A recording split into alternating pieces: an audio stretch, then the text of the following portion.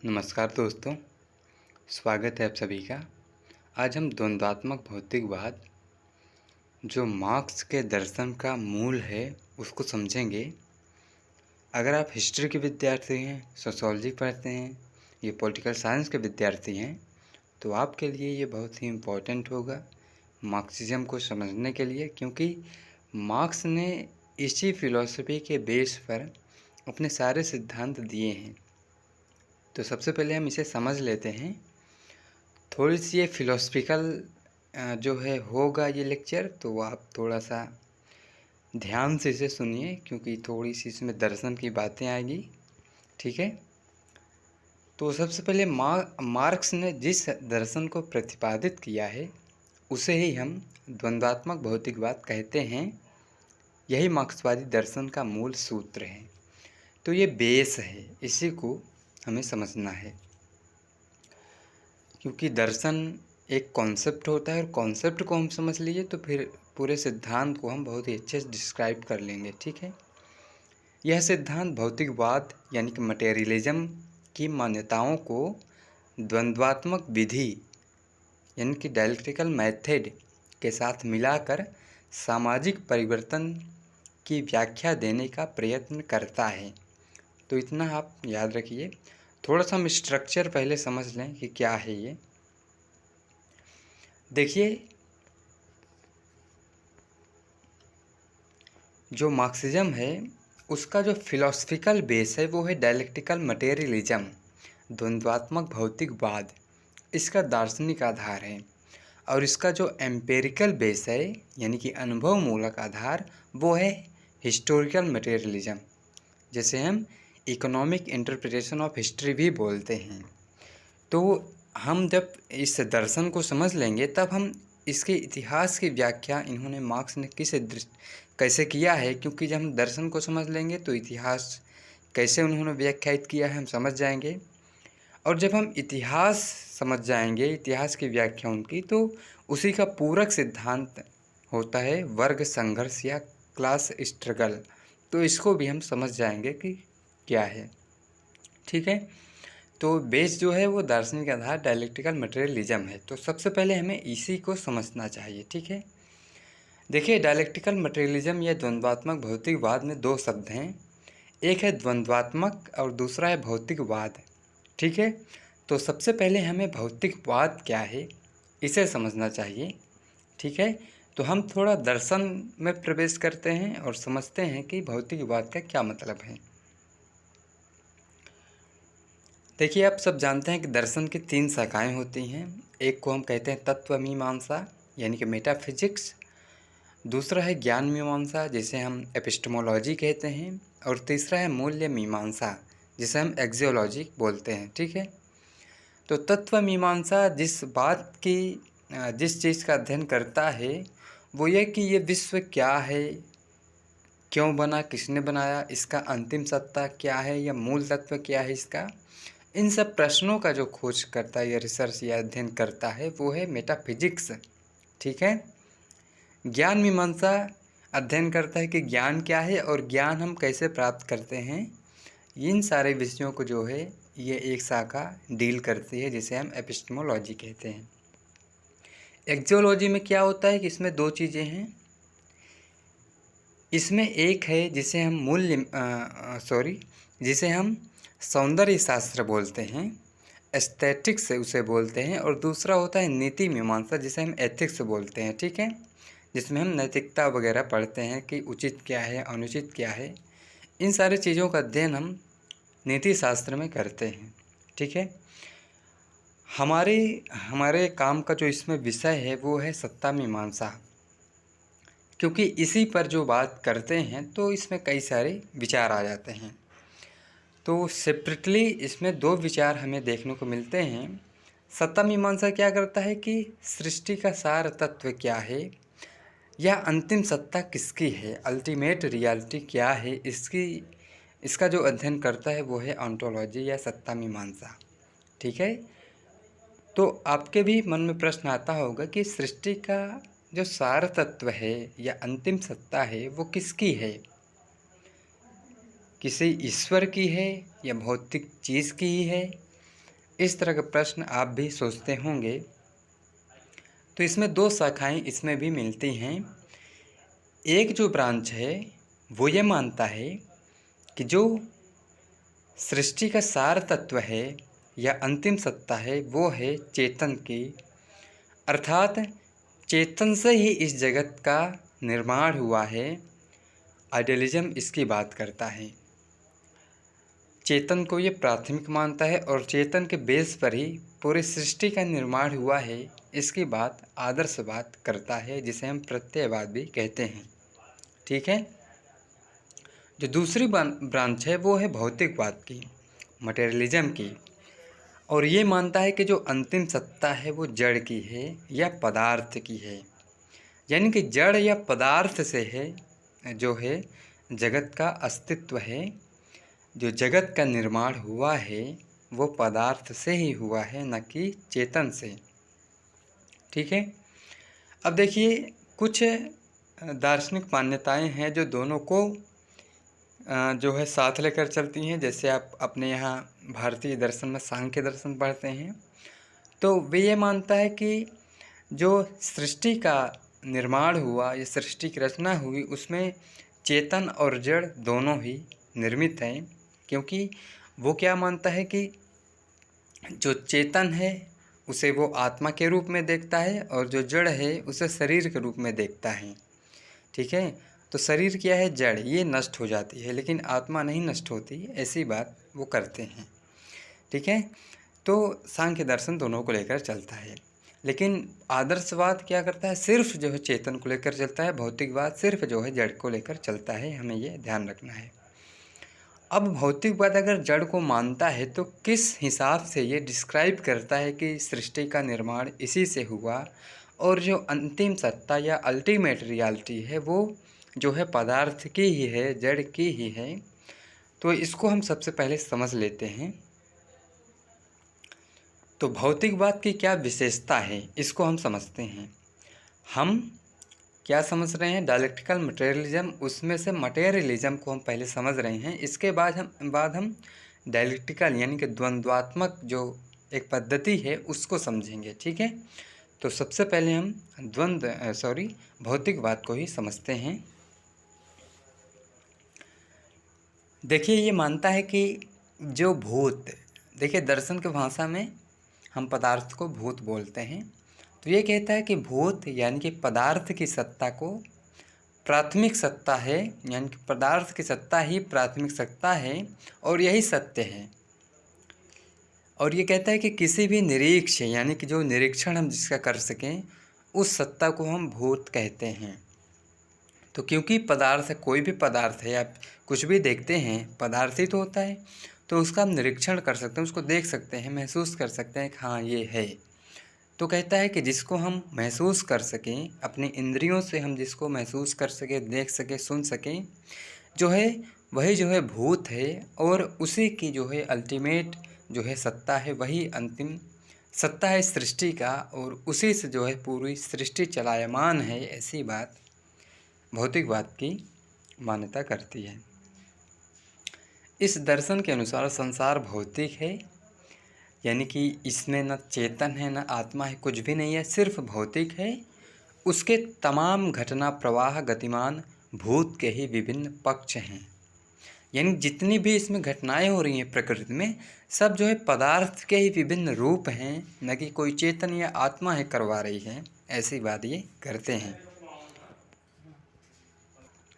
और ये मानता है कि संसार गतिशील क्यों है, तो कहते हैं क्योंकि इसका कारण भूत यानी कि पदार्थ ही है, यानी कि जो गतिशीलता है इस संसार में, भौतिक जगत में, वो पदार्थ के कारण ही है। अब पदार्थ के ही कारण क्यों है, तो इसकी बात हम थोड़ा आगे देखेंगे।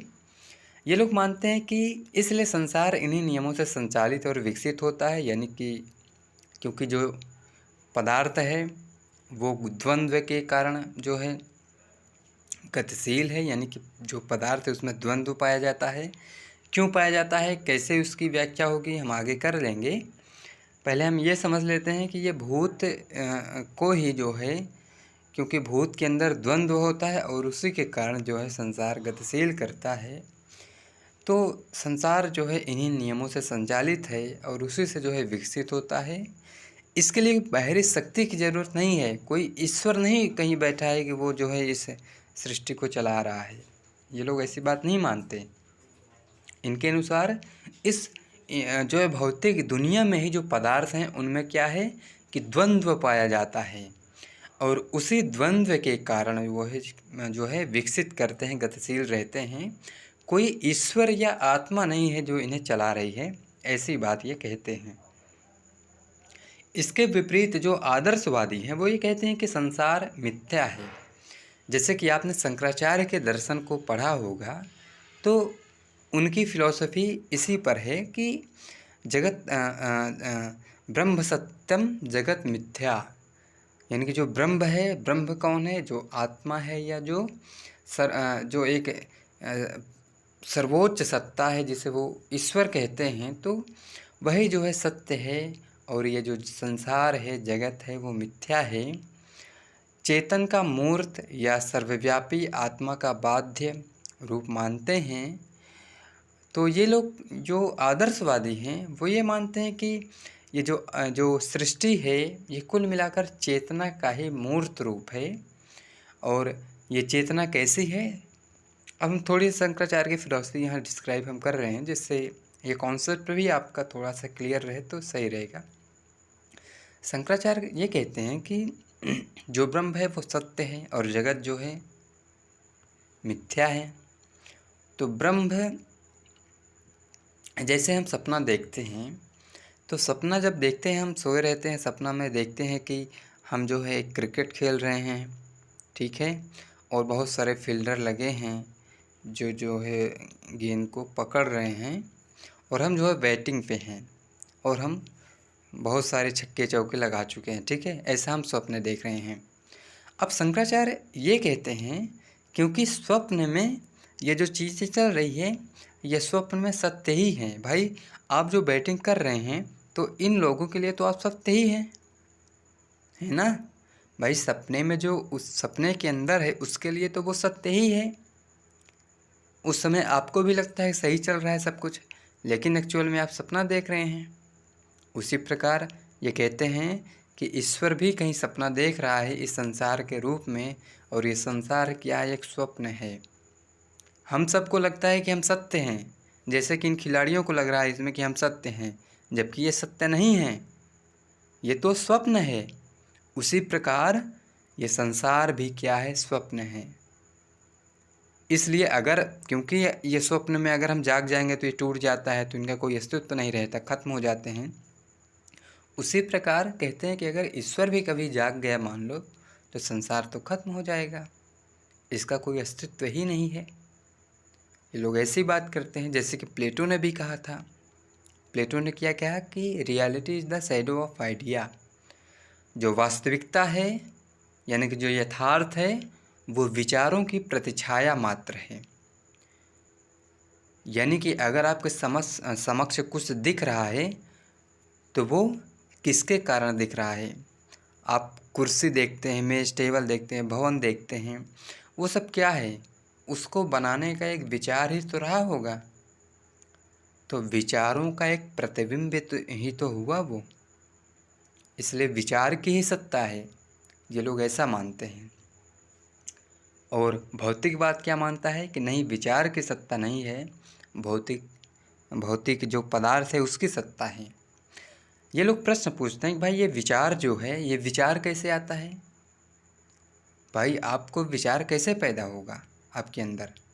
भाई कुर्सी क्यों बनी होगी, आप सोचिए। कोई आदमी कहीं किसी चट्टान पर बैठा होगा और जो हाथ होता अगल बगल रखा होगा तो उसे बड़ा ही अच्छा लगा होगा, तो उसे लगा कि यार हाँ ऐसा कुछ होना चाहिए। उस भौतिक पदार्थ से यानी कुछ चट्टान से जो है उसके अंदर विचार पैदा हुआ, न कि विचार से वो जो है चट्टान पैदा हुआ था। समझ रहे हैं। तो उस भौतिक जगत उस भौतिक तत्व या पदार्थ से जो है उसके अंदर विचार आया कि ऐसा कुछ होना चाहिए, और फिर उसने एक कुर्सी बना दी। तो कुर्सी बनाने का विचार तो भौतिक जगत से आया, भौतिक चीज़ से आया, तो फिर विचार की सत्ता कहाँ है, सत्ता तो जड़ की है। तो दोनों बातें बड़ी ही लॉजिकल लगती हैं, और एक तरफ जाना बड़ा ही मुश्किल लगता है कि किसको माने हम। तो हमें तो समझना है ना दोनों पक्ष को। तो यही मूल अंतर है कि ये लोग विचार को मानते हैं, कहते हैं विचार ही है जो सब कुछ कराए, और भौतिक क्या है, भौतिकता क्या है, उसकी कोई स्वतंत्र जो है सत्ता नहीं है, वो सब विचार के बेस पर आधारित है। और ये लोग मानते हैं नहीं, पदार्थ के बेस पर सब कुछ है। और यही दोनों मूल अंतर है। तो आई होप आपको ये क्लियर हुआ होगा। दूसरा जो है, मार्क्स का दर्शन कहता है कि न सिर्फ संसार स्वतंत्र वस्तु का स्वतंत्र अस्तित्व है, यानी कि न सिर्फ संसार का जो है स्वतंत्र वस्तुगत स्वतंत्र अस्तित्व है, अर्थात वह किसी की छाया या कल्पना नहीं है, जैसा कि शंकराचार्य ने कहा था कि स्वप्न देख रहा है। प्लेटो ने कहा कि छाया है, तो उन्होंने कहा ये कुछ नहीं है, बल्कि उसकी यह भौतिकता ही मूल चीज़ है। चेतना, संवेदना, विचार आदि गौण हैं, ये सब भूत के प्रतिबिंब हैं, सत्ता के प्रतिबिंब या उसकी उपज मात्र हैं। समझ रहे हैं भाई? आपके अंदर कोई विचार आता है, आपका जो है आपका विचार आया कि मुझे आईएएस बनना है। क्यों आया विचार? क्योंकि आपके समाज में इसके जो है पद है, इस पद के रूप में जो है आईएएस का पद बनाया गया है और बड़ा रिस्पेक्ट सोसाइटी में है। और ये माना जाता है कि आईएएस जो है एक बहुत बड़ी जॉब या नौकरी है, सर्विस है बोलते हैं। तो अगर आप ये सोचिए कि आपके समाज में ये पद ना होता तो क्या आप आईएएस के बारे में सोचते? नहीं सोचते, जाहिर सी बात है। तो आपके समाज में ये आईएएस नाम का पद प्रचलित है, इसलिए आपके दिमाग में ये विचार आया। समझ रहे हैं? इसको हम और भी एग्जाम्पल से समझ सकते हैं। ऐसा भी क्या है, जैसे एक लड़का है, ठीक है, या एक गर्ल्स है, कोई मान लो लड़की है, इसके बाल भी होंगे, ठीक है। तो अब बताइए आप, अगर ये लड़का इस लड़की को ना देखे, कभी नहीं देखा मान लो, और ये कहने लगे मुझे प्यार हो गया है, तो अब इसकी बात पर विश्वास करने लायक है? एक्चुअल में संवेदना या प्रेम जो है बिना देखे किसी को कैसे उत्पन्न होगा? नहीं उत्पन्न होगा, क्योंकि उत्पन्न होने के लिए कोई उत्प्रेरक शक्ति चाहिए, और वो उत्प्रेरक शक्ति होती है ये। समझ रहे हैं? और ये क्या है? भौतिक चीज़ है, विचार तो नहीं है। समझ रहे हैं? इसलिए प्रेम यानी कि जो हम संवेदना बोलते हैं, कोई विचार, ये हमारी चेतना भी क्या है, ये सब गौण चीज़ें हैं। ये सिर्फ जो है पदार्थ का एक प्रतिबिंब मात्र होते हैं, ये वास्तविक नहीं होते हैं। इनसे जो है पदार्थ नहीं बना है, पदार्थ से ये बने हैं। समझ रहे हैं आप भाई? आपके अंदर अगर विचार आता है तो विचार क्यों आता है? आप सोचते हैं कि यार जो है हम ये करेंगे वो करेंगे, तो ये विचार तब आता है जब क्या आपके अंदर जो है एनर्जी होती है। और एनर्जी किससे आती है? भोजन से। भोजन क्या है? पदार्थ है।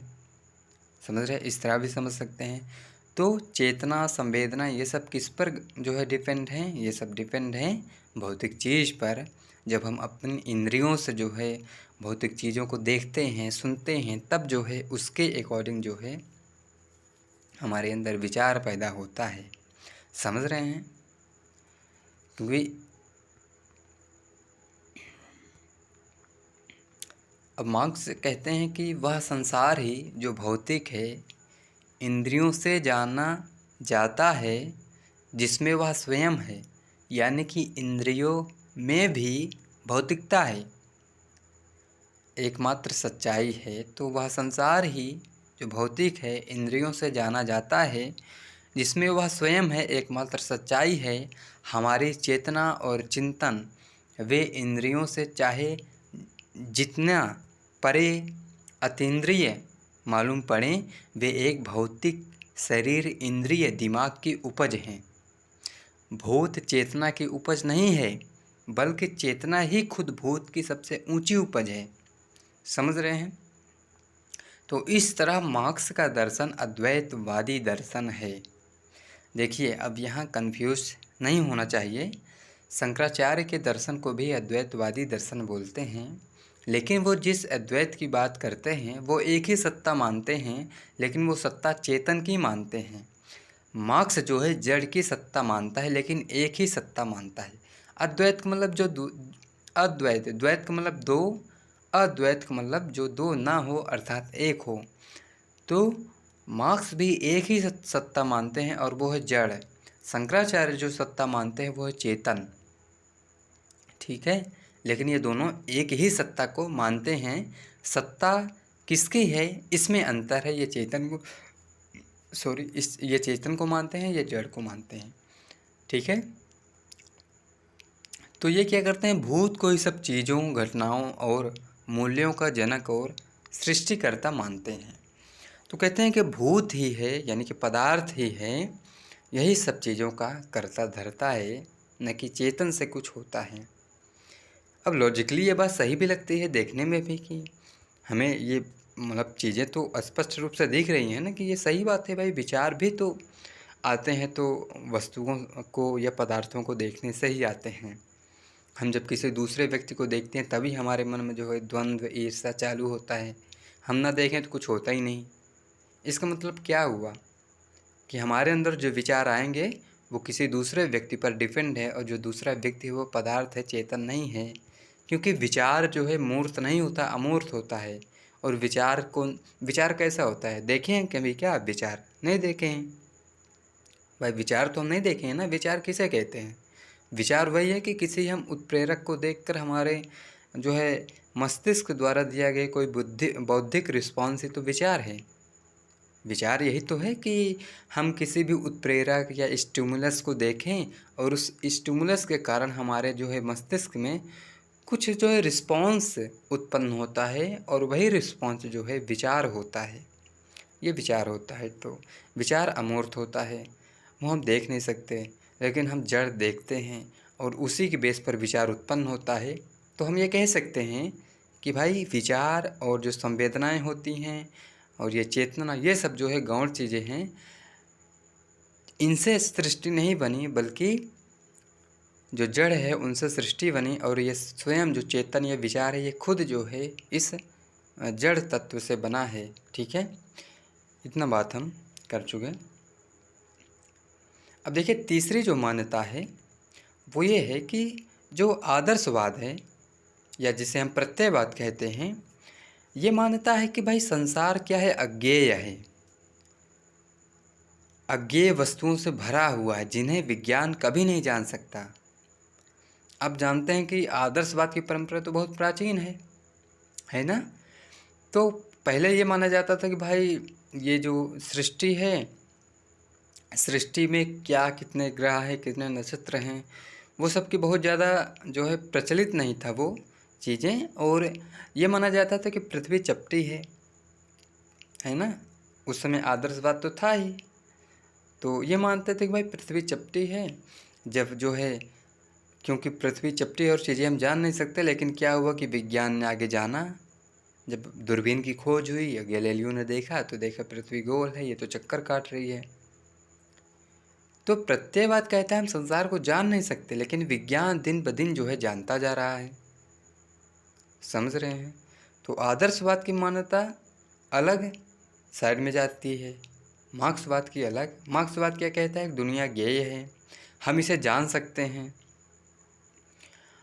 और संसार तथा उसके नियम हम पूर्ण रूप से जान सकते हैं। जैसे पहले जो है हम जो है मध्यकाल में या प्राचीन काल में हम उड़ते नहीं थे, अर्थात जो है एरोप्लेन या फिर हवाई जहाज़ में नहीं चल सकते थे। लेकिन एरोप्लेन या हवाई जहाज़ में भी हम चलने लगे हैं। कैसे चलने लगे हैं? हमने ग्रेविटेशनल फोर्स को जो है खोज लिया और जो है एक यंत्र बना लिया। तो धीरे धीरे हम संसार को जान ही तो रहे हैं।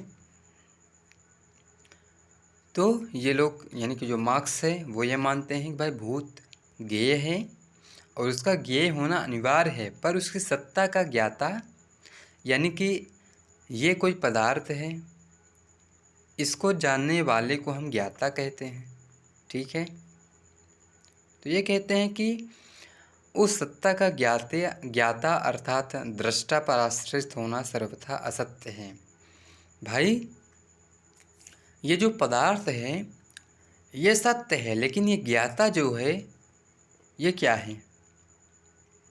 अगर इसने इस वस्तु को जान लिया है और कह रहा है अपने विचारों से कि ये वस्तु वास्तविक नहीं है, तो इसलिए हम ये अगर ज्ञाता की बात मानने लगें तो ये फिर अपने आप में कैसी बात होगी? सही नहीं होगी। क्यों सही नहीं होगी? क्योंकि ज्ञाता स्वयं जो है इस वस्तु पर आश्रित है, इस वस्तु पदार्थ को देखकर इसको विचार आया है। जो इस भाई अगर ज्ञाता स्वयं जो है पदार्थ पर आश्रित है तो अंतिम सत्ता तो पदार्थ की होगी ना, ज्ञाता की कहाँ होगी? समझ रहे हैं? यही बात ये कहते हैं कि भौतिकवाद विषयनिष्ठ नहीं है, भौतिकवाद व्यक्तिनिष्ठ जिसे हम कहते हैं। जैसे कि व्यक्तिनिष्ठ का मतलब पर्सनल दृष्टिकोण, अपना खुद का दृष्टिकोण, जैसे कि प्लेटो ने दिया, रूसो ने दिया, है ना। इन सब ने क्या किया कि अपने दृष्टिकोण से जो है दुनिया को व्याख्यायित किया, समाज के नियम जो है व्याख्यायित किए। तो भौतिकवाद जो है विषयनिष्ठ या व्यक्तिनिष्ठ नहीं है, वो वस्तुनिष्ठ है, वो विषयनिष्ठ है, वो वस्तु को देखकर चलता है, व्यक्तिनिष्ठ नहीं है। इसको आप याद रखिए। क्योंकि अब क्यों व्यक्तिनिष्ठ है? क्योंकि विषय की सत्ता विषय पर आश्रित है।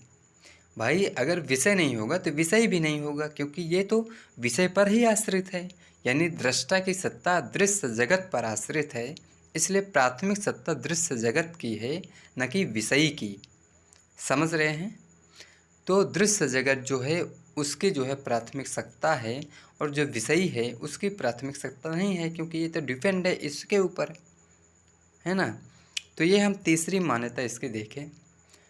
चौथा ये है, ये लोग कहते हैं कि कोई भी मौलिक सत्ता यानी कि जो पदार्थ है वो दो विरोधी शक्तियों का समागम है, अर्थात किसी सत्ता के लिए उसमें दो विरोधी शक्तियों का अनुस्यूत होना अनिवार्य है।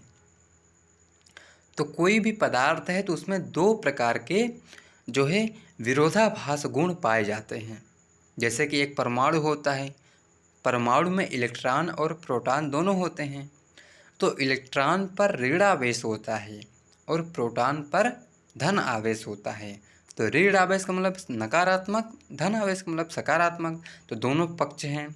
अब दोनों क्या है, एक दूसरे पर आश्रित हैं और दोनों जो है एक दूसरे के कार्य कारण भी हैं। अगर इलेक्ट्रॉन नहीं होगा तो प्रोटॉन का कोई अस्तित्व नहीं है, और अगर प्रोटॉन नहीं होगा तो इलेक्ट्रॉन का कोई अस्तित्व नहीं है।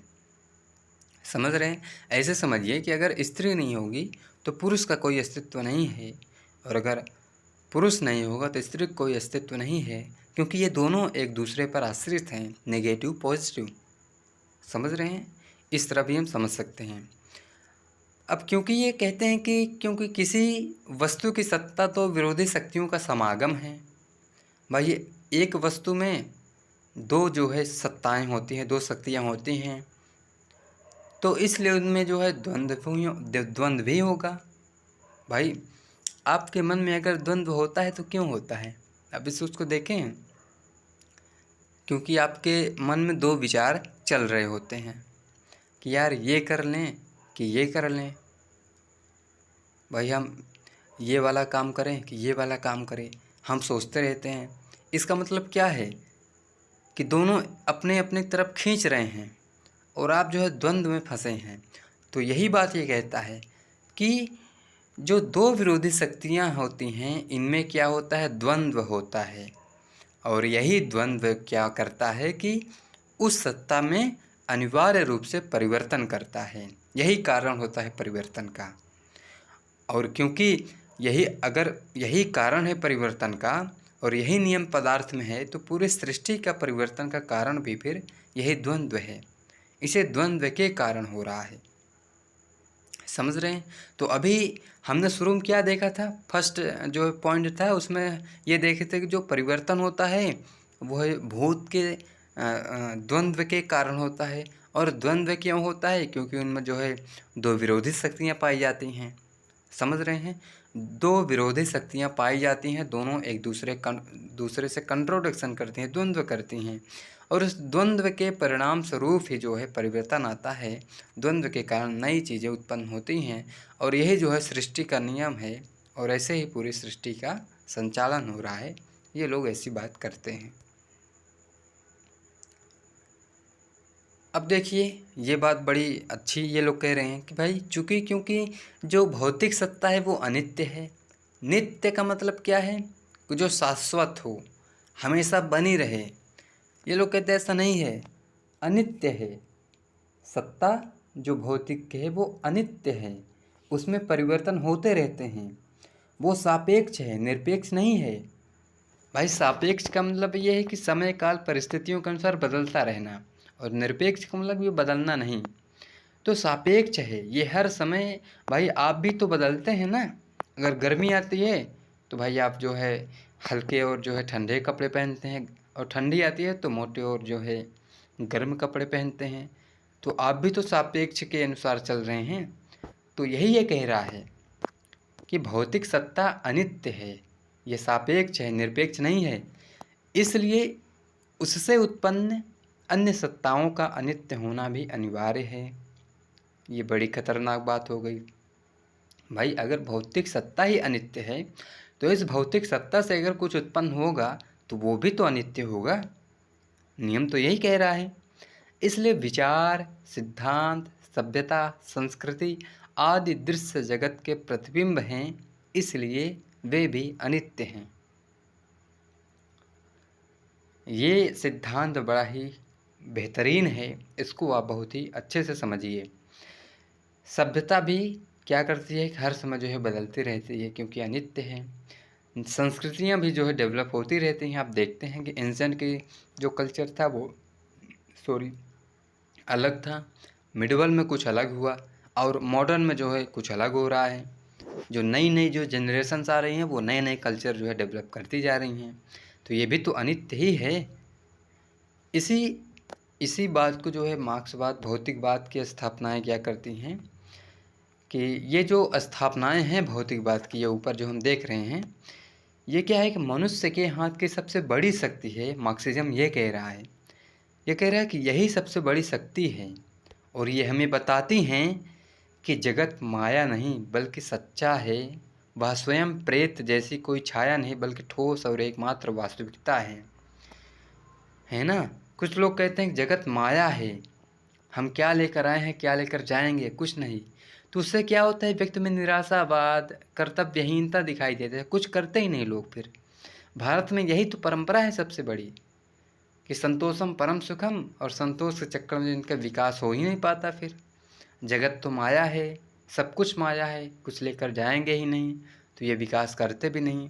भौतिकवाद हमें ये बताता है कि जगत माया नहीं है बल्कि सच्चा है। वह स्वयं प्रेत जैसी कोई छाया नहीं बल्कि ठोस और एकमात्र वास्तविकता है। जगत और स्वयं मनुष्य, जगत भी और स्वयं मनुष्य भी क्रूर नियति या भाग्य का खिलौना नहीं बल्कि दुनिया के गतिशील पदार्थ के पारस्परिक संबंधों से उत्पन्न हुए और निश्चित नियम से संचालित हैं। भाई कुछ लोग क्या कहते हैं, जो भाग्य में लिखा होगा वही होगा और कुछ करने से क्या फ़ायदा। ये बकवास की बात भौतिकवाद नहीं मानता। वो कहता है कि हम अपनी नियत के नियंता खुद हैं, कोई भाग्य नहीं है, कुछ भी ऐसा नहीं है कि हम किसी दूसरे से चालित हैं। आपने फिलॉसफी में कॉन्सेप्ट पढ़ा होगा फ्रीडम ऑफ विल का, इच्छा स्वातंत्र का। तो उसमें नियतिवादी एक कॉन्सेप्ट है। नियतिवाद मानता है कि भाई नियत में जो है वही होगा, भाग्य में जो है वही होगा। तो जो नियतिवादी होते हैं वो ये मानते हैं कि भाई भाग्य में जो लिखा होगा, नियत में जो होगा वही होगा, हम क्या कर सकते हैं। भौतिकवाद या ये मार्क्सवाद की जो भौतिकवादी विचारधारा है वो ये कहती है कि ये बकवास की बात है, ऐसा नहीं है। मनुष्य और जगत अपने भाग्य और नियत के नियंता खुद हैं। मनुष्य और जगत मतलब ये खुद हैं, कोई दूसरी सत्ता से नहीं संचालित हैं। ठीक है। और फिर आगे ये कहता है कि नियम अथवा जगत अज्ञेय नहीं हैं, वे जाने जा सकते हैं। और उन्हें जानकर मनुष्य अपने कार्य की दिशा और पद्धति निश्चित कर सकता है और समझदारी से इन नियमों की विराट सीमा के अंदर अपने मन की दुनिया अर्थात समाज व्यवस्था बना सकता है। तो वो कहता है कि क्योंकि आदर्शवाद कहता है दुनिया अज्ञेय है, हम जान ही नहीं सकते। ये कहता है ऐसा नहीं है, दुनिया ज्ञेय है और हम सब कुछ जानकर जो है अपने मन की दुनिया समाज व्यवस्था बना सकते हैं। यह ज्ञान मनुष्य को अंधी, अनजानी और जानी जा सकने वाली शक्तियों के हाथ में निष्क्रिय और असहाय प्राणी बना रखने के बजाय अपने भाग्य का निर्माता और नियामक बना देता है। तो ये सिद्धांत बहुत ही इम्पोर्टेंट लग रहा है सुनने में, क्योंकि देख रहे हैं आप कि भाई हम अपने जो भाग्य है उसके निर्माता स्वयं हैं, न कि कोई ऐसी शक्ति है जो हमें चला रही है। तो कोई ऊपर जो है जैसे कठपुतली जैसा वो डोरा नहीं लगा है कि वो हमें चला रहा है कहीं से, ऐसा कुछ भी नहीं है। हम खुद जो है बनाते हैं और ये दुनिया हम जान सकते हैं, उसके नियम को जान सकते हैं और विज्ञान ने साबित भी किया है। तो हम ये देख ही रहे हैं यार, टेक्नोलॉजी है, हम सब आप देख रहे हैं फ़ोन में हम पढ़ाई कर लेते हैं। ये क्यों ऐसा हो गया? क्योंकि अगर ये सोचता मनुष्य कि भाई अज्ञेय है दुनिया, हम जान ही नहीं सकते, तो इतना डेवलपमेंट ही नहीं होता है, टेक्नोलॉजी ही नहीं आती। भौतिकवाद ने हमें ये बताया कि हम जान सकते हैं और इसीलिए फिर जो है इतना डेवलपमेंट हुआ और आज तो पता नहीं कितने और डेवलपमेंट हो रहे हैं और भविष्य में होते जाएंगे। तो इसलिए ये सिद्धांत ऐसी बात करता है। देखिए, व्यवहारिक कार्य के लिए इसको आप जो है अंडरलाइन थोड़ा कर लेंगे कि व्यवहारिक कार्य के लिए इस दर्शन का अर्थ हुआ कि ये समाज के निर्माण की इच्छा रखने वालों को अपने कार्य पर आधारित किसी हवाई ख्याल, अंतःकरण की प्रेरणा, पुकार आदि को नहीं बल्कि सामाजिक विकास के नियमों को बनाना चाहिए और अपने कार्य में जल्द से जल्द और पूर्ण सफलता प्राप्त करने के लिए इन नियमों का ध्यानपूर्वक अध्ययन करना चाहिए। तो ये दर्शन हमें ये बताता है कि हमें हमारे अंदर ये जो अंतःकरण की बात है, कोई पुकार है आएगी हमारे अंदर से, जो आत्मा की पुकार होगी वो आएगी तो हम कुछ करेंगे।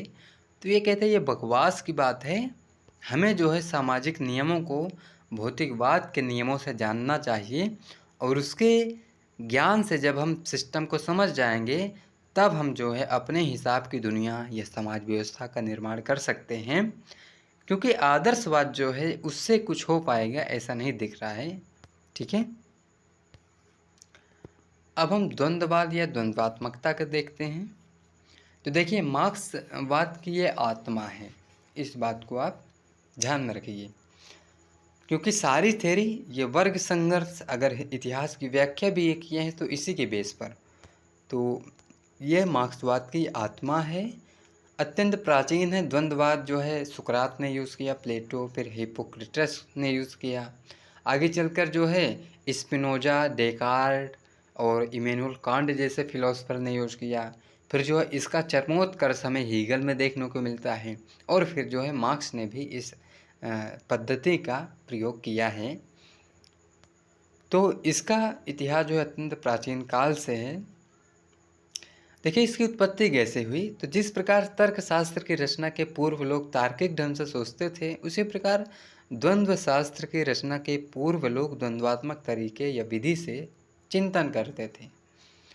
तो भाई, जो तर्कशास्त्र या लॉजिक जो हम फिलॉसफी हम पढ़ते हैं, तो इसकी जब रचना हुई एक विषय के रूप में, इसके पहले लोग तार्किक ढंग से सोचते तो रहेंगे ही होंगे, ऐसा थोड़ी है। एंगल्स ने इसका बड़ा बढ़िया एग्जाम्पल दिया। वो कहते हैं द्वंद्वात्मक का अर्थ है, यहाँ अर्थ थोड़ा बीच में मिस्टेक है, इसको आप कर लेंगे। तो द्वंद्वात्मक का अर्थ है यह जानने के द्वंद्वात्मक का अर्थ जानने से पहले, यार ये टाइप मिस्टेक है तो कुछ इधर उधर हो रहा है।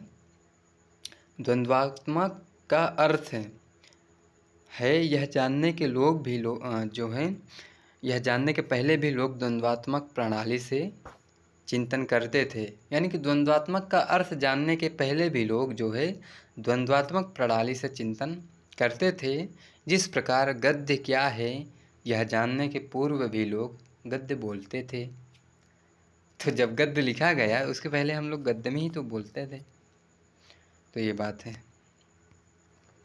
अब ये मोस्ट इम्पॉर्टेंट है, इसको आप अच्छे से देखिए, क्योंकि यही है जो हमारे थ्योरी में काम करेगी। तो ये दर्शन है, इसको हम हर एक थ्योरी में लगाकर समझेंगे। फिर द्वंद्ववाद की जो प्रथम मान्यता है वो ये है कि विश्व की सभी वस्तुएं एक दूसरे से संबंधित है, इंटरलिंक्ड हैं। द्वंद्वात्मक दार्शनिक वस्तुओं को उनके एकाकीपन या भिन्नावस्था में नहीं देखता। वो कहते हैं कि सब कुछ परिस्थितियों पर, देश और काल पर निर्भर करता है। जैसे आपने यूरोप के कल्चर देखी है, आप अरब देशों या अरब कंट्रीज़ जो हैं वहाँ के कल्चर को देखे हैं, आप अपने यहाँ के कल्चर को देखे हैं। इन कल्चरों में क्या है, डिफरेंट है। भाई यूरोप के लोग क्या करते हैं कि वहाँ ठंड प्रदेश रहता है, तो वो लोग जो है कोट पैंट पहनते हैं, टाई लगाते हैं। वहीं की कल्चर तो ये है, वो लोग अपने ईश्वर को वाइन चढ़ाते हैं, वहाँ क्लोज डांस होता है, तो वहाँ की कल्चर अलग है। अरब देशों में क्या है कि जो है जैसे बुर्का का सिस्टम जो आया, महिलाएं पहनते हैं, क्यों आया? क्योंकि यहाँ बहुत ज़्यादा रेतीला इलाका है और जो है रेत उड़ता है, तो महिलाओं को क्योंकि सुंदरता पर दबाव रहता है, तो वो सुंदर दिखने के लिए जो है अपने आप को ढके रहती हैं। इसलिए जो है वहाँ जो है बुर्का का कल्चर आ गया। हमारे यहाँ क्या है कि आप साउथ में चले जाइए, तो वहाँ क्या है गर्म इलाका रहता है, तो वहाँ वो लोग जो है शर्ट और नीचे वो धोती पहनते हैं, बहुत ही खुला हुआ, क्योंकि गर्मी में आदमी को खुला, वहाँ लोग जो है ठंडा ताड़ी वगैरह जो है वे पीते हैं। मछली, अब देखिए यहाँ समुद्र तट पर मछलियाँ होती हैं, तो वो लोग मछली और चावल खूब खाते हैं, तो वहाँ की कल्चर अलग है। अब ये जो कल्चर बनी है किसके बेस पर बनी है? इन्वायरमेंट या क्लाइमेट के बेस पर। तो क्लाइमेट यानी कि जो पर्यावरण है, ये जो वातावरण है, उससे और संस्कृति का इंटरलिंक है। समझ रहे हैं? अब एक देश की प्रशासनिक व्यवस्था वहाँ की परिस्थितियों पर डिपेंड करता है। हमारे यहाँ सेकुलरिज्म अपनाया गया, कुछ कंट्रीज जो है अपने आप को धार्मिक राष्ट्र घोषित किए हैं। सेकुलरिज्म क्यों अपनाया गया? क्योंकि हमारा राष्ट्र जो है कई सारे धर्मों का है। अब इन धर्मों में अगर एक धर्म को प्रमुख बना दिया जाएगा तो अन्य धर्मों में जो है कुंठाएँ रहेंगी और हमेशा जो है दंगे होते रहेंगे। इसलिए हम क्या किया कि सेकुलरिज्म अपना लिए। तो हम जो चीज़ें करते हैं वो हम परिस्थितियों के अनुसार करते हैं। इसलिए द्वंद्ववाद की जो प्रथम मान्यता है वो ये है कि भाई एक वस्तु दूसरे वस्तु से अंतर संबंधित है। जैसे हम मार्क्सवाद पढ़ रहे हैं, मार्क्सवाद क्यों पढ़ रहे हैं या मार्क्सवाद क्यों आया? क्योंकि पूंजीवाद आया था। अगर पूंजीवाद नहीं आता तो समाजवाद नहीं आता, मार्क्सवाद नहीं आता, और हम मार्क्सवाद नहीं पढ़ रहे होते। तो पूंजीवाद और मार्क्सवाद का इंटरलिंक हुआ, तो एक वस्तु का दूसरे वस्तु से इंटरलिंक है, तो ये तो दिख रहा है। तो एक वस्तु का दूसरे वस्तु से इंटरलिंक है। दूसरा ये है कि शाश्वत परिवर्तन, अर्थात संसार जो है हमेशा परिवर्तनशील है। ठीक है, तो संसार की सभी वस्तुएं परिवर्तनशील हैं, विकास क्रम में हैं। वस्तुओं के अनवरत आविर्भाव यानी कि उद्भाव और तिरोभाव अर्थात खत्म होना के क्रम को ही सृष्टि कहा जाता है। तो वस्तुएं आती हैं फिर जाती हैं, आदमी आते हैं जन्म लेते हैं, मृत्यु को प्राप्त होते हैं, फिर जन्मते हैं, फिर मृत्यु को प्राप्त होते हैं, फिर जन्मना, फिर जो है मृत्यु को प्राप्त होना। तो ये क्या है? यह सृष्टि का नियम है। हम जन्म लेते हैं और मरते हैं, हम फिर जन्म लेते हैं फिर मरते हैं। यही सृष्टि का नियम है। वनस्पतियाँ पैदा होती हैं, नष्ट होती हैं, फिर वनस्पति पैदा होती है, नष्ट होती है, और यही जो है आविर्भाव और तिरोभाव के क्रम को ही हम सृष्टि कहते हैं। डार्विन ने लिखा कि लता, वृक्ष, पशु, मनुष्य एक विकास के क्रम से पृथ्वी पर अवतीर्ण हुए, इनमें से कोई भी सनातन नहीं है। सनातन का मतलब जो हमेशा से रहा हो। तो सनातन का मतलब है कि जो हमेशा से रहा हो, तो डार्विन कहते हैं कि मनुष्य हमेशा से नहीं रहा है, बहुत पहले वह पशु था, फिर बंदर, फिर धीरे धीरे वो मनुष्य जो है विकास किया और आज आधुनिक मानव बन गया। अमीबा से ही पूरा की चीज़ जन्मा है, आप ये जानते हैं। डार्विन ने ऐसी व्याख्या की है। तो कुछ भी सनातन नहीं है। सनातन सुनकर कोई फीलिंग आ रही है क्या? तो फीलिंग को एक साइड कर दीजिए। अब देखिए, मार्क्स के पूर्व के लोगों का विश्वास था कि राजा रंक, सामंत दरबारी, पुरोहित पंडे, अमीर गरीब, किसान मजदूर इत्यादि अनादिकाल से रहे हैं और सर्वदा रहेंगे।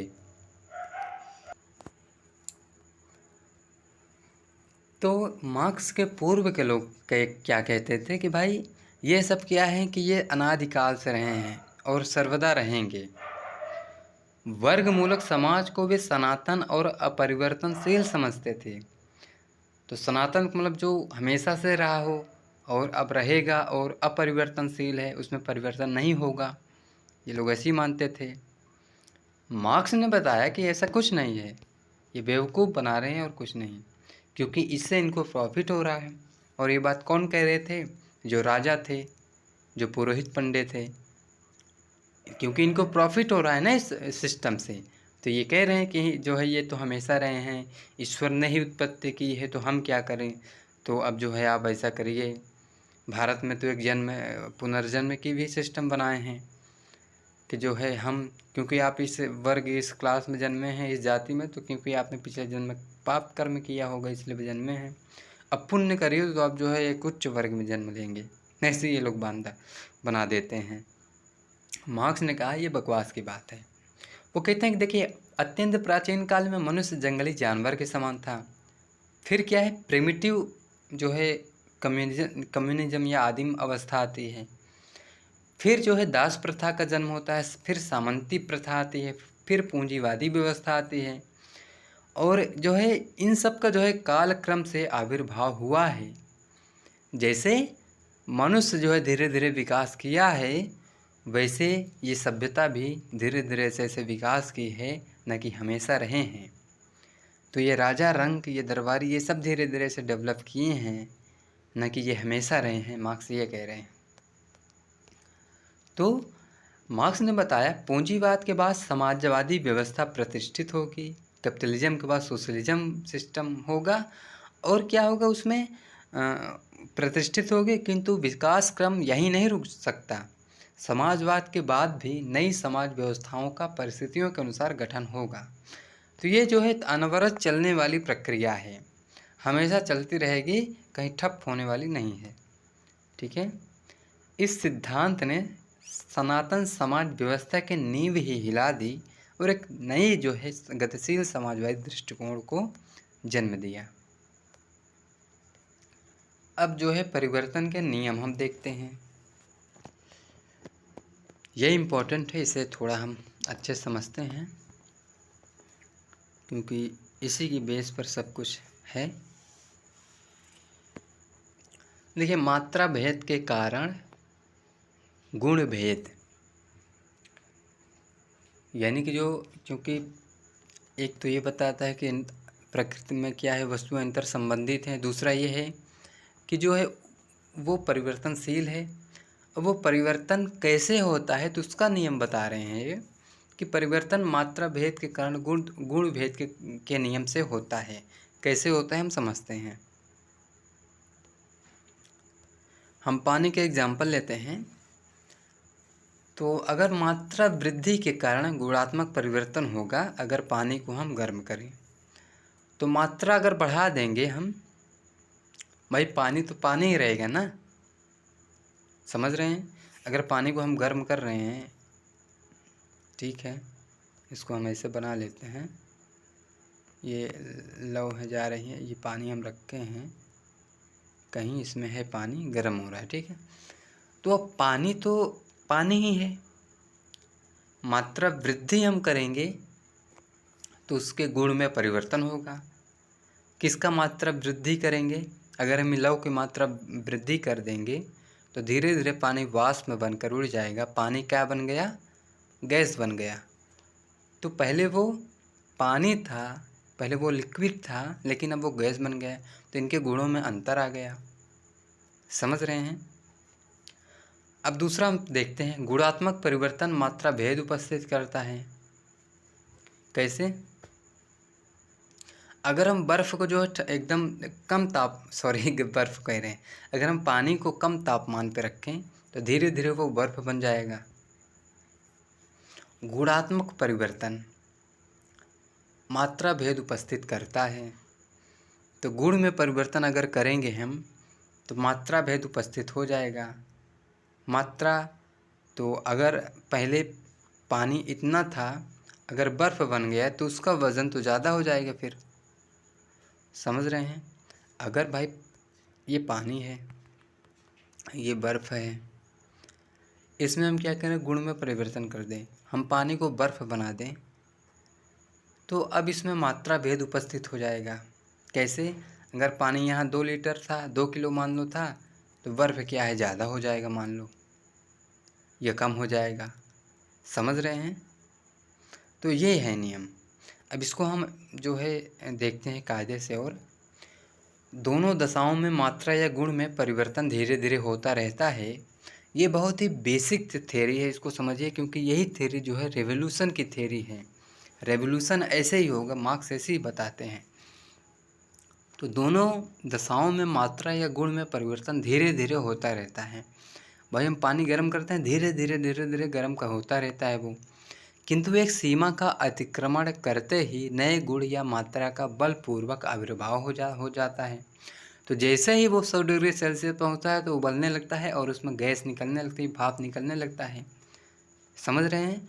तो एक सीमा का अतिक्रमण है, 100 डिग्री सेल्सियस पर जैसे ही पहुँचा, उसके बाद उसमें क्या होता है कि बुलबुले आने लगते हैं, और फिर वो क्या होता है कि वाष्प बनकर उड़ने लगता है। तो पहले वो पानी था, अब गैस बनकर उड़ने लगा। समझ रहे हैं? इस परिवर्तनकारी सीमा को हीगल ने नोडल पॉइंट कहा, जिसे हिंदी में हम विकास बिंदु कहते हैं, और राजनीति में क्रांति। तो अभी हम क्रांति वाला देखेंगे। तो जैसे ही 100 डिग्री सेल्सियस होता है, बलपूर्वक आविर्भाव होता है मात्रा का या गुण का। ठीक है? इसी विकास बिंदु पर द्वंद्व एक कुदान लेता है। भाई जैसे ही 100 डिग्री सेल्सियस हुआ तो द्वंद्व क्या होता है, एक कुदान या छलांग लेता है, और वस्तु सत्ता में पूर्ण परिवर्तन या गुणात्मक परिवर्तन हो जाता है। तो पहले वो पानी था, लेकिन फिर वो गैस बन गया जैसे ही 100 डिग्री सेल्सियस आया। ये क्या है, कुदान पॉइंट है, ये नोडल पॉइंट है। यहीं पर जो है वो जो है सत्ता कुदान लेती है और नया जो है परिवर्तन होता है, नया गुण जन्म लेता है। मार्क्स ने कैपिटल में सामाजिक क्षेत्र का उदाहरण दिया। देखिए एग्जाम्पल बहुत ही बढ़िया है। उन्होंने कहा कि यूरोप में सामंतवादी व्यवस्था के भीतर ही धीरे धीरे बुर्जुआ वर्ग की वृद्धि हो रही थी। अब जैसे यहाँ पानी उबल रहा था धीरे धीरे, तो वैसे यहाँ सामंतवादी व्यवस्था जब थी तो इसके अंदर ही धीरे धीरे बुर्जुआ वर्ग की वृद्धि हो रही थी, बढ़ रहे थे। किंतु कुछ दिनों के बाद विकास बिंदु पर पहुँचने पर, जैसे ये 100 डिग्री सेल्सियस पर पहुँचा तो वाष्प बनकर उड़ने लगा। वैसे ही ये सामंतवादी व्यवस्था के अंदर भी जब ये विकास बिंदु पर पहुँची तो सहसा फ्रांस की राज्य क्रांति हो गई और यूरोपीय राज्य व्यवस्था में गुणात्मक परिवर्तन हो गया, और वह सामंतवाद से छलांग लगाकर पूंजीवाद के युग में पहुंच गई। और विकास बिंदु को ही हम क्या कहते हैं कि क्रांति कहते हैं। तो इसमें जब विकास बिंदु हुआ, भाई आपके मन में जब द्वंद्व होता है, जैसे आप किसी से रुष्ट हैं, भाई आप रुष्ट हो, ये समाज है तो इसमें हर एक व्यक्ति जो है इधर उधर होता ही रहता है। रुष्ट हैं किसी से, आप यहाँ हैं, अब आप इससे रुष्ट हैं, एक दो बार इसने कुछ कहा तो आप जो सुन लेते हैं, ठीक है चलो छोड़ो हटाओ। अब जब वही बार बार कहने लगे तो आपके अंदर जो धीरे धीरे उसके प्रति जो है विद्रोह की भावना पैदा होना शुरू हो जाती है। और एक दिन, क्योंकि आपके अंदर अब विद्रोह की भावना भर चुकी है, और एक दिन जो है 100 डिग्री सेल्सियस पर वो आया, कुछ बोल दिया और आपके अंदर कुदान हो गया। कुदान हो गया, मतलब आप रेवोल्यूशन कर दिए, आप उसको जो है पीट दिए पकड़ कर के, बहुत बोलते हो, लो आज ले लो। यही हुआ कि धीरे धीरे सामंतवादी व्यवस्था में बुर्जुआ वर्ग बढ़ रहा था, और जैसे ही वो एक लेवल पर पहुंचा जिसे वो कुदान कहता है या जो नोडल पॉइंट बोलता है, विकास बिंदु, वैसे ही जो इसमें क्रांति हो गई, और फिर वो जो है सामंतवाद से जो है निकलकर पूंजीवादी युग में पहुंच गया, ऐसे बोलते हैं। और इसमें गुणात्मक परिवर्तन भी हुआ है। भाई सामंतवादी व्यवस्था में कुछ अलग गुण थे, लेकिन पूंजीवादी में अलग हैं, समझ रहे हैं। जैसे भाई सामंतवाद में जैसे राजतंत्र में कुछ अलग व्यवस्था थी, राजतंत्र के राजा के, क्योंकि राजा ही सारे कर्ता धर्ता होता है सारे सिस्टम का, लोकतंत्र में शक्तियाँ बढ़ जाती हैं, समझ रहे हैं। तो गुणात्मक परिवर्तन भी होता है। इस प्रकार द्वंद्वात्मक विचारकों के अनुसार परिवर्तन वृत्ताकार नहीं होता। इसको बहुत ही इम्पोर्टेंट है, आप ध्यान से देखिए। परिवर्तन वृत्ताकार मतलब सर्कल में नहीं होता ऐसे। इतिहास के जो विद्यार्थी हैं, आप देखिए इसको कायदे से, तो कुछ विचारक हैं जो कहते हैं कि जो इतिहास है ऐसे गोलाकार चल रहा है, ऐसे चल रहा है, फिर धीरे धीरे सभ्यता ऐसे आएगी, फिर उसे मिट कर फिर उसी में से चल जाएगी। कुछ लोग ऐसे मानते हैं, अर्थात जो अतीत में घट गया है उसकी पुनरावृत्ति होगी, ऐसे मानते हैं ये लोग वृत्ताकार वाले। कुछ लोग मानते हैं कि नहीं, इतिहास जो है सीधा सपाट होता है, ऐसे ऐसे चलता रहता है।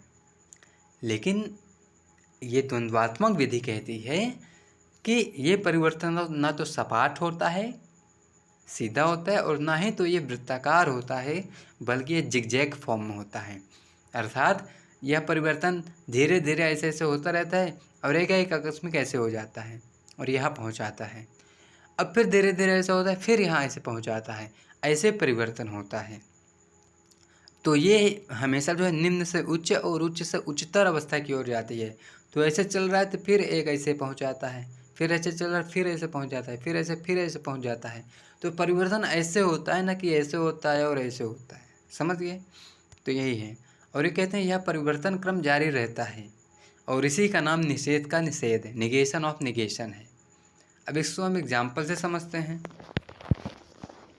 जैसे गेहूं का बीज होता है, तो जब हम उसका बपन करते हैं, जब उसको हम जो है भूमि में जो है उसको बो देते हैं, तो सर्दी गर्मी के कारण जो है वो नष्ट हो जाता है। तो ये हुआ पहला निषेध। निषेध का मतलब विनष्ट होना या नष्ट होना। तो जब वो सर्दी गर्मी के कारण नष्ट होता है तो इसे हम निषेध कहते हैं, पहला निषेध हुआ। सॉरी। अब जब वो उसमें अंकुरण आता है और धीरे धीरे वो पौधा बनता है, और एक जो है पौधा बनकर फिर उसमें जो है नए दाने आ जाते हैं, और फिर वो जो है पौधा नाश हो जाता है और उसमें जो है कई सारे दाने आ जाते हैं। तो जब पौधा नाश होता है तो हम कहते हैं कि वो निषेध का निषेध हो गया, अर्थात दूसरा निषेध हो गया। तो जब पौधा बनता है और फिर वो जब नष्ट हो जाता है तो हम उसे कहते हैं निषेध, यानी कि दूसरा निषेध। अर्थात ये निषेध तो था ही एक, इसका भी निषेध हो गया, जिसे हम निषेध का निषेध कह रहे हैं। तो देखिए, अब क्योंकि जब ये परिवर्तन जब होता है तो निम्न से उच्च और उच्च से उच्चतर होता है। तो अब क्योंकि एक बीज था, ठीक है, ये निम्न था, इससे जब पौधा बना और पौधा बनकर जब इसमें कई सारी बालियाँ आई तो उसमें 30-40 दाने हो गए। तो पहले एक बीज था, एक दाना था, अब 30-40 दाने हो गए। तो अब जो है क्या हुआ कि इसमें गुणात्मक परिवर्तन हो गया या मात्रात्मक परिवर्तन हो गया, समझ रहे हैं। इस तरह पहली अवस्था विनष्ट हो जाने पर भी वह दूसरी अवस्था में एक उच्च स्तर पर नूतन विकास दिशा में पाई जाती है। तो ये जो दाना था, यहाँ भी दाना ही है, लेकिन वो जो है कई सारे दाने हैं इसमें। तो इसमें मात्रात्मक भेद है भाई, इसमें एक ही था, इसमें कई सारे हैं, तो मात्रा भेद हुआ, ये तो दिख रहा है ना। तो यही कह रहे हैं। अब दूसरा एग्जाम्पल हम लेते हैं, सामूहिक संपत्ति की समस्या को हम लेते हैं, ठीक है। अत्यंत प्राचीन काल में क्या था कि मनुष्य जंगली जीवन जीता था, प्रकृति की गोद में एकदम ऐश करता था, कोई चिंता ही नहीं थी। उस समय क्या था कि सारी संपत्ति सामूहिक थी, सामाजिक थी। तो सब लोग जो है एक सामूहिक संपत्ति में, क्योंकि छोटे छोटे कबीला थे, तो जो भी ये लोग क्योंकि उस समय जानवर मारते थे, मछली पकड़ते थे, यही सब करके वो लोग अपने जीवन बसर करते थे। तो अब क्योंकि उस समय बहुत ज़्यादा जो है जनसंख्या भी नहीं, छोटे छोटे जो है कबीलाई हैं, तो जो भी पकड़ते हैं वो अपना आराम से खाते हैं। और जो जो भी उनके पास संसाधन है वो सामाजिक स्वामित्व में है, सामूहिक मालिकाना उस पे है। जब सामूहिक मालिकाना है तो वहाँ वर्ग भेद नहीं है, ना कोई धनी है ना कोई निर्धन है। किंतु हुआ क्या कि कालांतर में मानव समाज के विकास में यही सामूहिक संपत्ति क्या है, बाधक सिद्ध हो गई। भाई अगर सब लोग अगर समूह में रहते हैं और कुछ मारते हैं और लाकर यही जो है उसका यूज़ करते हैं, अगर ऐसा ही होता रहता तो वह सभ्यता इतना डेवलप नहीं करती। लेकिन भाई ये तो एकदम बाधक बन जाती ना सभ्यता के विकास में अगर यही होता तो। लेकिन इसका निषेध हुआ। कैसे निषेध हुआ? वर्ग समाज की उत्पत्ति होकर हुआ। वर्ग समाज जब बन गया, जब धनवान वर्ग आ गया और निर्धन वर्ग आया, तो धनवान वर्ग क्या किया कि जो है धीरे धीरे जो है उत्पादन जो है करता गया, समझ रहे हैं, समाज बढ़ता गया। तो धीरे धीरे समाज उन्नत करता हुआ पूंजीवादी तक या पूंजीवादी व्यवस्था तक पहुंचा। मार्क्स कहते हैं कि अब ऐसी अवस्था हो गई है कि इसका भी निषेध होगा। यानी कि पहला निषेध यहाँ होगा, यहाँ हुआ था जब वर्ग उत्पन्न हुआ था समाज में। दूसरा निषेध होगा जब इस जो है पूंजीवादी व्यवस्था, वर्ग विभाजित व्यवस्था का भी निषेध होगा, तब जो है सारी संपत्ति फिर सामाजिक हो जाएगी। अर्थात इस वाले निषेध का कारण ये पूंजीवाद था और फिर यही पूंजीवादी व्यवस्था का निषेध होगा, अर्थात इस निषेध का फिर निषेध हो गया, यहाँ आकर समाजवादी जो है संपत्ति बन जाएगी। किंतु यह प्राचीन काल की सामूहिक संपत्ति से उच्च होगी। यानी कि जैसे हम देखें ना, एक दाना में से 30 दाने निकले थे, वैसे ही जो प्राचीन काल की जो उत्पादन की व्यवस्था थी या संपत्ति थी वो थोड़ी थी, लेकिन समाजवादी व्यवस्था में जो है ढेर सारी होगी। समझ रहे हैं? दोनों में क्या होगा? गुणात्मक भेद होगा। जैसे यहाँ था, यहाँ एक ही था, यहाँ कई सारे दाने थे, यहाँ थोड़ा था, यहाँ बहुत सारा है, तो भेद दिख रहा है ना, एक में कम है एक में ज़्यादा है, तो यही तो मात्रात्मक या गुणात्मक भेद है। दोनों में गुणात्मक भेद होगा। कैसे? प्राचीन काल में क्या था कि उत्पादन के विकास में बाधक थी जो संपत्ति थी, लेकिन समाजवादी व्यवस्था में क्या होगा कि उत्पादन के विकास में साधक होगी, जो प्रकृति और मानवीय साधनों का पूर्णतम उपयोग करेगी। ऐसी बातें कहते हैं।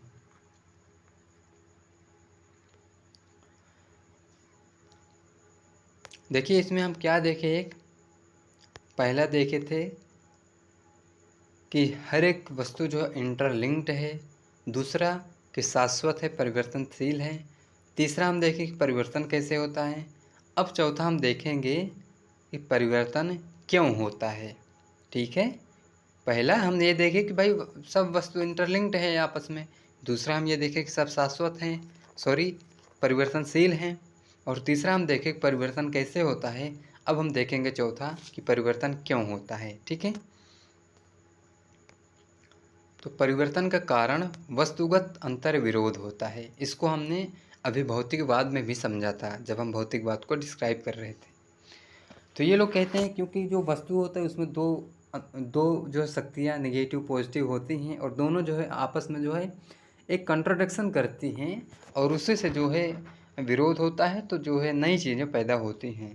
तो ये लोग कहते हैं कि परिवर्तन के कारण वस्तुगत अंतर विरोध होता है, क्योंकि प्रकृति की सारी वस्तुओं और सभी घटनाओं या घटना प्रवाहों में अंतर विरोध होता है। तो हर चीज़ ये घटना के अंदर उसका सकारात्मक और नकारात्मक पक्ष, उसका भूत, यहाँ भूत पदार्थ वाला नहीं, भूत का मतलब पास्ट, तो उसका पास्ट और फ्यूचर होता है। कुछ तत्व उसके मरते हैं, कुछ विकसित होते हैं, और कुछ जो है बढ़ते हैं। किसी वस्तु सत्ता में ही उसके विनाश के बीच अंतर्निहित रहते हैं। अब इस चीज़ को आप देख लीजिए, क्योंकि मार्क्सवाद कहता है पूंजीवाद में ही जो है उसके विनाश के बीज निहित हैं। वो क्यों कहता है यहाँ आप समझेंगे। कहता है कि जो वस्तु सत्ता है उसी में जो है विनाश के बीज निहित हैं। जैसे कि गेहूं के दाने में गेहूं का दाना विनाश होगा, ये निहित है, और इस दाने से फिर नई चीज़ पैदा होगी, ये भी निहित है। वैसे ही कहते हैं किसी वस्तु सत्ता में ही उसके विनाश के बीज अंतर्निहित रहते हैं। ये बीज वस्तु सत्ता की रचना के साथ ही आते हैं। अब ये विनाश के बीज क्यों आते हैं, तो ये कहता है कि जब ये वस्तु की रचना होती है तो इसमें जो है रचना के समय ही ये जो है अ, अ, अ, जो विनाश के बीज होते हैं आते हैं, और उस सत्ता के अंदर पलते हुए, यानी कि उस सत्ता के ही, यानी कि इस सत्ता के अंदर ही पलते हुए, जिसे हम वाद कहते हैं, उस सत्ता का विवाद या प्रतिवाद बनकर उस सत्ता के विनाश के लिए निर्मित अपना द्वंद्व प्रारंभ करता है। तो भाई अब ये सत्ता है, मान लो ये कोई पदार्थ है, इसी में जो है इसका प्रतिवाद भी छुपा है। अब ये पदार्थ क्या हुआ, वाद हुआ, जिसे हम थेसिस कहते हैं। अब ये जो इसके विनाश का बीज है वो हुआ प्रतिवाद, जिसे हम एंटीथेसिस कहते हैं। ठीक है, तो जो वस्तु सत्ता है वो वाद है, इसके अंदर जो इसी का विनाश करने का गुण है वो प्रतिवाद है। अब दोनों क्या करेंगे, वाद और प्रतिवाद अंतर्द्वंद्व करेंगे। ठीक है, तो वाद विवाद का निरंतर संघर्ष एक काल बिंदु पर पहुंचकर पूर्ण रूपेण उस सत्ता में जो वाद विवाद का योग है परिवर्तन लाता है। तो यहाँ वाद हुआ, अब इसका एक अपोजिट यहाँ हुआ प्रतिवाद। ठीक है, ये दोनों एक दूसरे के अपोजिट हैं, अंतर्द्वंद्व करते हैं। फिर इन दोनों के योग से जो है एक नया चीज़ जिसे हम संवाद कहते हैं बनता है। लेकिन ये संवाद जो है, संवाद को हम सिंथेसिस कह रहे हैं, कहते हैं, तो इस संवादित सत्ता में भी वाद विवाद शक्ति बीज रूप में विद्यमान रहते। ये संवाद फिर जो है वाद के रूप में आता है, समझ रहे, क्योंकि संवाद जो है इन दोनों से उच्च तो है, लेकिन इसमें भी इसका प्रतिकर्षण का गुण पाया जाता है। क्योंकि उस मार्क्स से क्या कहता है कि जो भूत होता है या पदार्थ होता है उसमें जो है कंट्रोडिक्शन के गुण पाए जाते हैं। अभी जो संवाद है ये भी तो पदार्थ है, तो इसमें कंट्रोडिक्शन नहीं होगा, बिल्कुल होगा। तो अब क्योंकि ये संवाद ही अपना जो है विवाद का निर्माण करता है, यानी कि प्रतिवाद का, और ये खुद वाद बन जाता है। अब जब ये वाद बनेगा और इसका जो विनाश करने वाला होगा प्रतिवाद बनेगा, तो फिर जो है ये जो है यहाँ प्रतिवाद, मान लो कि ठीक है ये संवाद है, यहाँ इसका प्रतिवाद आ गया। ठीक है, प्रतिवाद यार क्या प्रतिवाद। ठीक है, अब इन दोनों में कंट्रोडिक्शन होगा, तो फिर अब यहाँ ये बन नहीं पा रहा है। ये मान लो यहाँ संवाद है और इसका प्रतिवाद है। ठीक है, अब इन दोनों में एकदम फिर कंट्रोडिक्शन होगा, तो फिर ये जो है संवाद के रूप में फिर आ जाएंगे, और ये निरंतर ऐसे ही चलता रहेगा, ये बात कहते हैं। यह नियम सत्ता में ही नहीं यह नियम मूर्त सत्ता में ही नहीं अमूर्त सत्ता में भी लागू होता है। यहाँ थोड़ा मूर्त होना चाहिए, तो यहाँ टाइप मिस्टेक है, आप ध्यान रखिएगा। यह नियम मूर्त सत्ता में ही नहीं अमूर्त सत्ता में भी लागू होता है। कैसे, पूंजीवादी व्यवस्था जो वाद है, पूंजीवाद तो एक जो अमूर्त विचार ही तो है, अमूर्त चीज़ ही तो है कि पूंजी, आप देखें कि वो पूंजीवाद जा रहा है, जैसे स्टेट है होता है, ऐसा नहीं है। तो पूंजीवादी व्यवस्था क्या है कि वाद है जिसका विवाद सर्वहारा वर्ग है। इस वर्ग का सृष्टा पूंजीवादी वर्ग ही है, जिसे संवाद ही क्या था कि एक नए प्रतिवाद का जन्म करता था। उसी प्रकार अगर पूंजीवादी व्यवस्था वाद है तो यही जो है अपने अंदर एक प्रतिवाद जो है सर्वहारा के रूप में पैदा किया है। अब इन दोनों में क्या होगा, कंट्रोडिक्शन होगा, क्योंकि जो सर्वहारा वर्ग है पूंजीवादी व्यवस्था के गर्भ से ही तो उत्पन्न हुआ है। तो ये कह रहे हैं कि पूंजीवादी वर्ग और सर्वहारा वर्ग दोनों परस्पर विरोधी वर्ग हैं, और इन दोनों सत्ताओं का विरोध ही पूंजीवादी सत्ता का विरोधाभास या कंट्रोडिक्शन है। यह विरोधाभास अनिवार्य अनिवार्यतः द्वंद्व पूंजीवादी सत्ता में पूर्ण परिवर्तन का कारण है। यह अंतर्द्वंद चल रहा है जो अंततः पूंजीवादी सत्ता में पूर्ण परिवर्तन का सट्टा बन जाएगा। इस परिवर्तन बिंदु पर पूंजीवादी सत्ता का विनाश होगा और एक नई सामाजिक तथा आर्थिक सत्ता रचित होगी।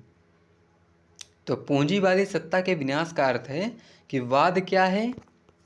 पूंजीवाद है, पूंजीवादी वर्ग है। विवाद क्या है या प्रतिवाद क्या है? तो सर्वहारा वर्ग है। अब इन दोनों सत्ता में क्या है? कंट्रोडिक्शन होगा, जैसे पदार्थों में होता था, अभी हमने देखा गेहूं के बीज में। तो दोनों वो होगा, तो दोनों जो है कंट्रोडिक्शन करके यहाँ समाजवाद आएगा। ठीक है, तो दोनों सत्ता में फिर पूंजीवादी सत्ता में ये बाद में परिवर्तन होगा और एक नई व्यवस्था समाजवाद की व्यवस्था उत्पन्न होगी। तो यही है द्वंद्वात्मक भौतिकवाद का वाद, प्रतिवाद तथा समवाद का सिद्धांत, यानी कि थेसिस, एंटीथेसिस एंड सिंथेसिस का प्रिंसिपल या थ्योरी। ठीक है, तो आई होप आपको अच्छा लगा होगा। इसी तरह बने रहिए। अब इसके बाद हम जो इतिहास की आर्थिक व्याख्या है या ऐतिहासिक भौतिकवाद है उसको समझेंगे, क्योंकि यह दार्शनिक आधार हमने पढ़ लिया है। अब इसके बेस पर हमने क्या करेंगे कि ऐतिहासिक भौतिकवाद को बहुत अच्छे से डिस्क्राइब कर लेंगे, क्योंकि यही नियम हम सेट करके वहाँ देखेंगे। ठीक है, थैंक यू।